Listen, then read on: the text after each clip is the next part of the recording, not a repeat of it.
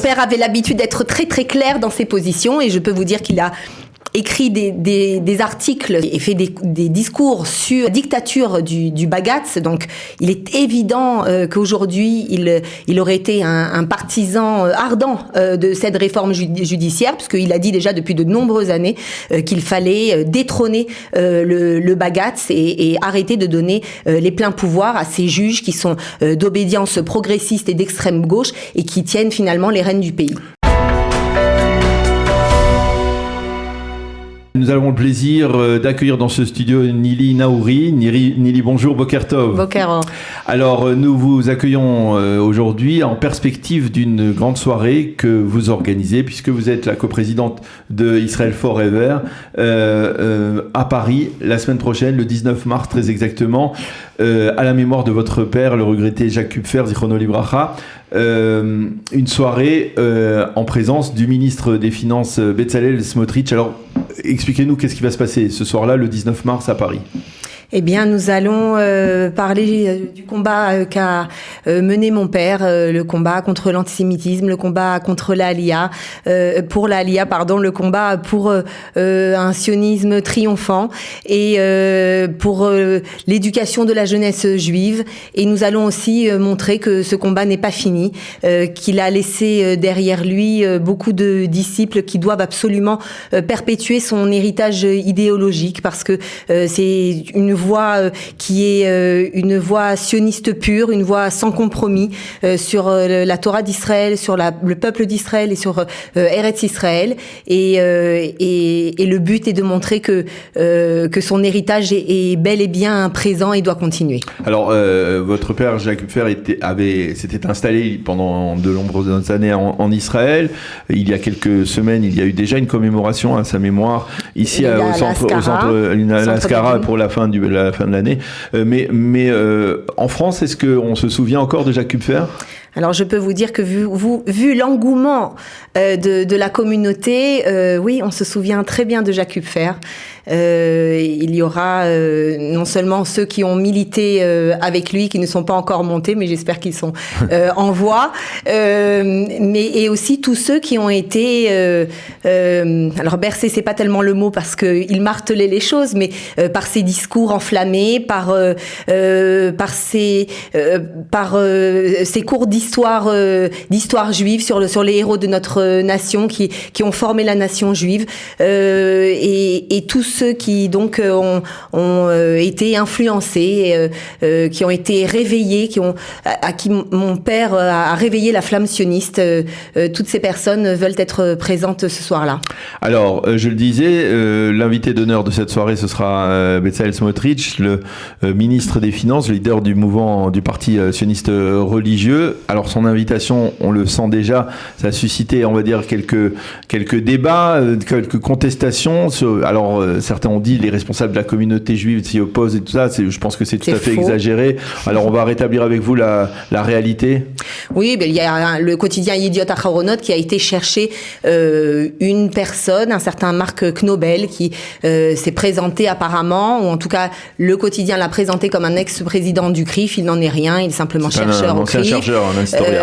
Et donc, cette personne aurait dit que, effectivement, le ministre Bezalel Smotrich n'aurait rien à faire en France et que s'il avait été invité, il ne serait pas venu. Alors, j'ai répondu à ce monsieur que de toute façon, nous n'avons pas invité les Juifs de cour et que le CRIF n'est en rien représentatif de la communauté. De toute façon, je ne sais même pas si c'est la position officielle du CRIF. Exactement.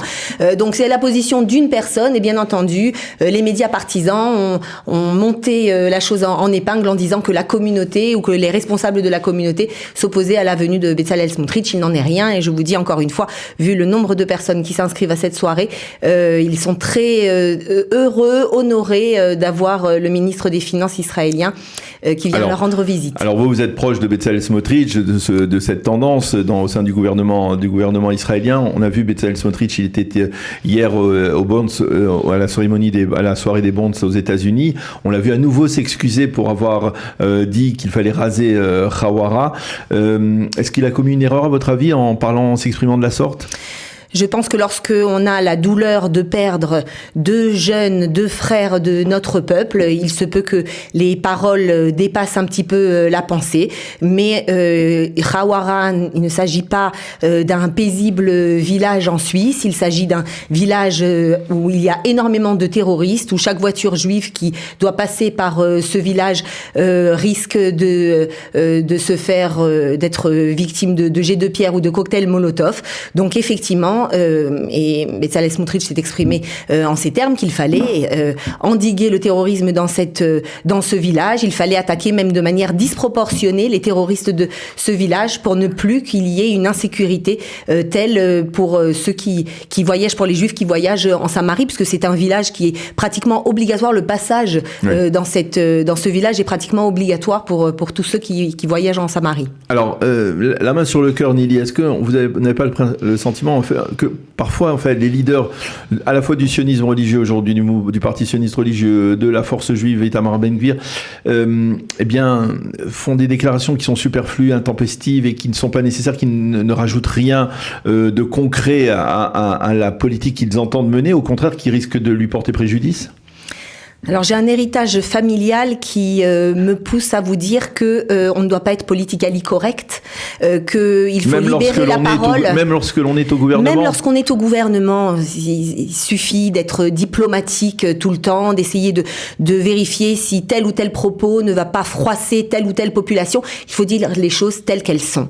Et effectivement, si lorsqu'on parle du terrorisme, s'excuser, finalement, qu'est-ce que l'on gagne après? D'accord, bon, ça peut arriver. Encore une fois, c'était dans un moment d'extrême douleur, de la perte de deux jeunes frères extraordinaires, d'une famille extraordinaire qui vit en Samarie, et oui, ça peut dépasser la pensée, mais c'est pas le principal. On est toujours en train de regarder et d'examiner à la loupe chaque petit mot qui est dit par des dirigeants qu'on a envie de démoniser. Alors écoutez plutôt le reste des propos de Bezalel Smotrich, et vous verrez le discours d'un juif qui est fier, qui est sûr de ses droits sur l'intégralité de la terre d'Israël. Et moi, c'est ce genre de propos que je veux entendre. Alors, la réforme judiciaire, elle est au cœur de tous les débats. C'est difficile de faire de poser ce genre de questions parce que dans l'hypothétique, on peut tout faire. Mais si votre père était présent dans cette période de grande tension, quelle position il aurait adoptée? Alors, c'est pas du tout très hypothétique, puisque mon père avait l'habitude d'être très très clair dans ses positions, et je peux vous dire qu'il a écrit des articles et fait des discours sur la position, sur la dictature du Bagatz. Donc, il est évident qu'aujourd'hui, il aurait été un partisan ardent de cette réforme judiciaire, puisqu'il a dit déjà depuis de nombreuses années qu'il fallait détrôner le Bagatz et arrêter de donner les pleins pouvoirs à ces juges qui sont d'obédience progressiste et d'extrême gauche et qui tiennent finalement les rênes du pays.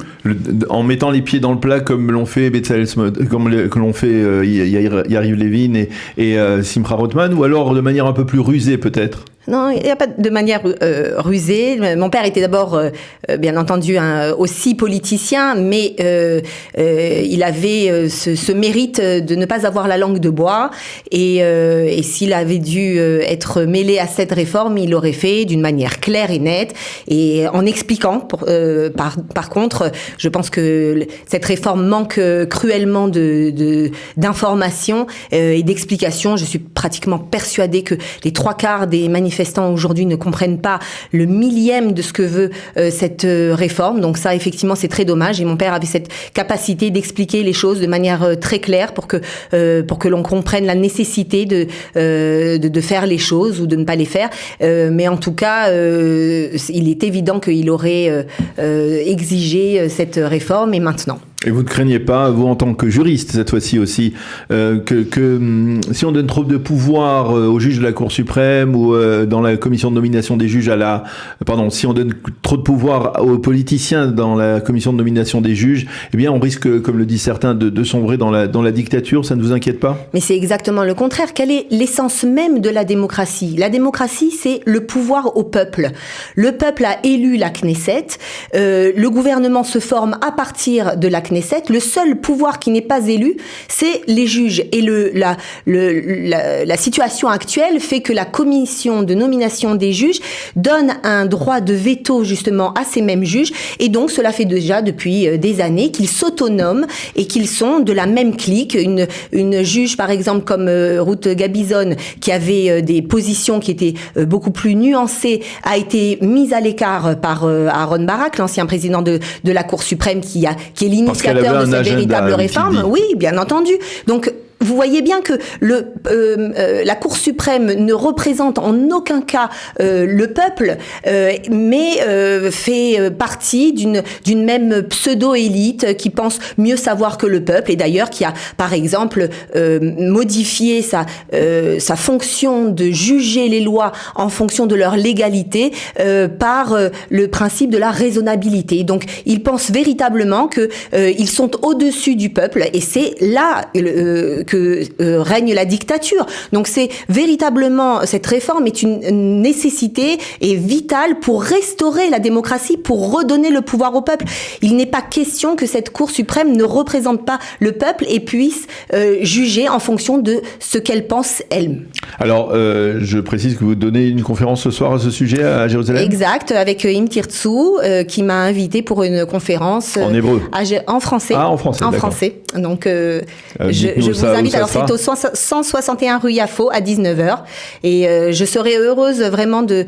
C'est quoi le 161 rue Yafo? Je n'ai aucune idée, vu que ça n'est pas moi qui organise pour une fois. D'accord.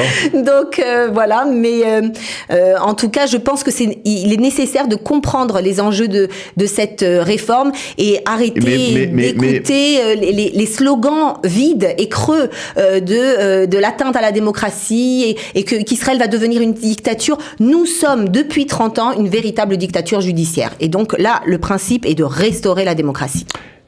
En essayant de trouver d'une manière ou d'une autre des points d'accroche ensemble pour essayer peut-être d'éviter, on va dire, une guerre civile. Vous y croyez, vous, à une guerre civile ou à un État d'Israël qui sombre dans la démocratie, dans la dictature? D'abord, je ne suis pas pour des compromis sur le minimum vital.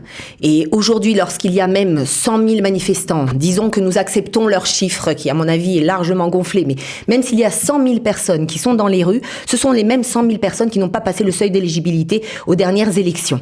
Donc quand il y a de l'autre côté 2 300 000 personnes qui ont voté pour la réforme juridique, qui était au cœur de la campagne électorale, il ne s'agit pas de faire attention à ce que pense une minorité qui applique véritablement une tyrannie de la minorité. Il s'agit d'écouter le peuple, et le peuple a voté pour cette réforme.